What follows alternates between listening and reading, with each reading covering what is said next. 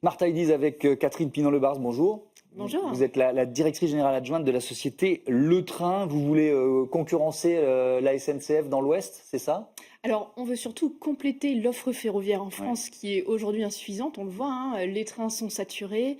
Certains trajets qui sont nécessaires aujourd'hui n'existent pas aujourd'hui en train, comme faire un Bordeaux-Nantes en grande vitesse en direct aujourd'hui, ça ne se fait pas. Vous passez par Paris et donc le train va lancer de nouvelles liaisons grande vitesse inédites, en commençant par le Grand Ouest, et donc compléter cette offre ferroviaire en France. On le sait aujourd'hui, le train est un mode de transport désirable, c'est un mode de Mhm. transport décarboné. Les gens veulent voyager en train, il faut simplement leur offrir les options performantes qui vont leur permettre de délaisser Ouais. leur voiture. Mais alors, vous serez quand même en concurrence frontale d'une certaine façon avec une offre SNCF, même si vous irez plus vite en ne repassant pas par Paris. Comment vous allez vous différencier? Eh bien, clairement, aujourd'hui, ce qu'on identifie dans les attentes des clients, Oui. c'est déjà bien sûr ce direct sans correspondance. Il est clé. Aujourd'hui, la rupture de charge qui est causée par le fait de changer de train en gare à Paris est un vrai facteur d'inconfort et de stress pour les voyageurs. Donc ce direct est très important. Et par ailleurs, aujourd'hui, on le voit dans l'éventail de services qui est proposé dans les trains aujourd'hui, on Mhm. n'est pas encore suffisamment centré sur le client. Et donc le train a une vraie approche servicielle, très customer centric, c'est ce qu'on trouve dans les airlines, pas forcément les low coasters, hein, mais en tout cas dans toutes les autres secteurs qui se sont déjà en fait transformés. Et donc clairement une approche très digitale, très centrée sur le client, où on va personnaliser l'expérience client, on va apporter du support, de l'accompagnement et clairement du confort et de la Ouais, performance. alors en préparant l'émission, je vois que l'idée, elle est lancée en 2019, donc on est 6 années plus tard. Tout à C'est fait. compliqué de créer une nouvelle compagnie ferroviaire? C'est très long. Alors, si vous voulez, effectivement, 2019, c'était l'année qui a précédé l'ouverture officielle à la Oui. concurrence de la grande vitesse. Donc, c'était déjà l'étude de comment est-ce qu'on allait pouvoir en fait proposer des solutions Ouais. avec ce nouveau cadre de marché qui s'ouvrait. Et effectivement, à partir de là, il faut faire des études de marché, identifier eh bien, quelles sont les bonnes liaisons à proposer aux clients pour pouvoir booster ce report modal vers le train. Et derrière, en fait, monter un opérateur ferroviaire, c'est une opération qui est extrêmement lourde industriellement, Sûr. capitalistiquement.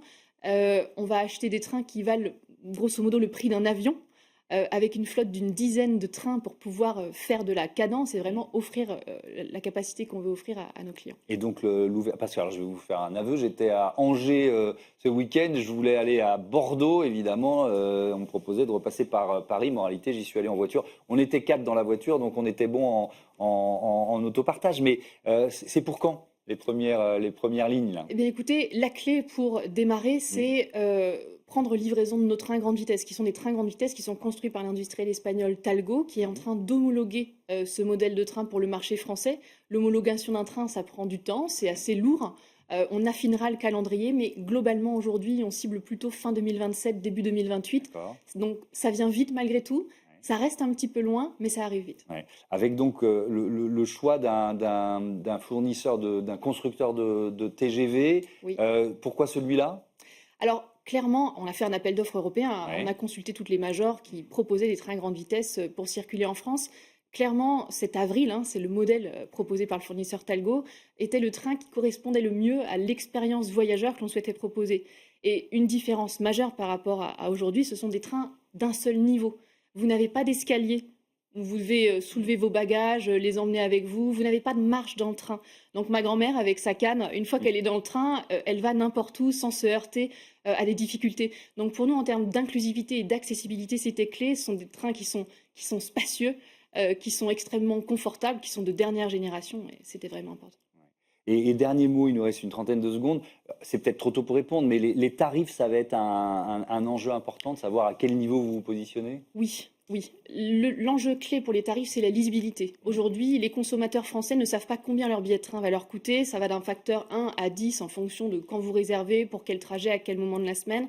Donc vraiment, cette lisibilité des prix, comprendre pourquoi les prix varient, que ce soit des variations raisonnables, qu'on ait un prix de référence auquel se rattacher et que ce soit vraiment pour une bonne valeur de service pour le client. Clairement, ce prix doit être adapté à la qualité de service que vous fournissez à vos clients. Merci beaucoup et à bientôt sur Be Smart for Change. Voilà, merci de votre fidélité. Je vais citer rapidement mon équipe, Alexis Mathieu, Marie Billa, Juliette Mulierina, qui programment, produisent l'émission, Angèle Jean-Girard, le réalisateur, et Paul Sanchez, l'ingénieur du son. Salut.